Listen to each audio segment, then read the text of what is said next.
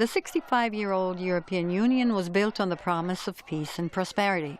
No one foresaw at the time that unemployment in Greece and Spain would later hit 25% for a sustained period, or that hard-right or hard-left political parties would emerge as mainstream actors. The new normal in Europe is economic stagnation and political unrest, which few could have predicted. Many experts say the 2008 global financial crisis is still plaguing Europe. Adriano Bossoni is an analyst with Strategic Forecasting Incorporated, a global intelligence company more commonly known as Stratfor. He spoke via Skype. What began as a financial crisis evolved into an unemployment crisis, and the austerity measures applied by governments across the continent have created a gap between voters and the traditional elites. And that explains the emergence of Eurosceptic parties, nationalist parties, protest parties, who criticize both the austerity measures proposed by Brussels and the political parties that back them in most of these countries. Prosperity was the glue that held Europe together. Without it, the continent is breaking up, says Bossoni. He says a key issue is the debate between using investment versus reform and austerity measures to boost Europe's failing economies.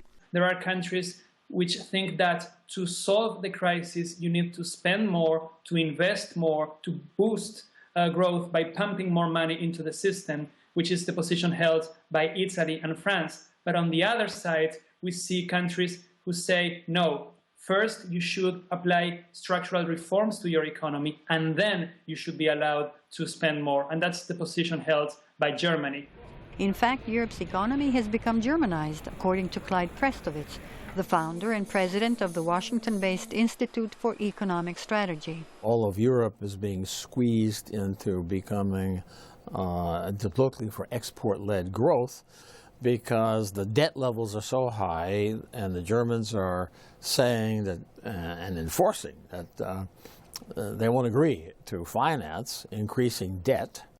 While debt and austerity measures are the dominating issues in southern Europe, immigration dominates the debates in the north, says Stratfor's Bossoni. They are against immigration, either in the form of asylum seekers and refugees coming from Syria and African countries, or in other cases they are against immigrants coming from the former Eastern Europe, such as Poland, Romania, Bulgaria. We see this situation in Sweden, in the United Kingdom, in the Netherlands.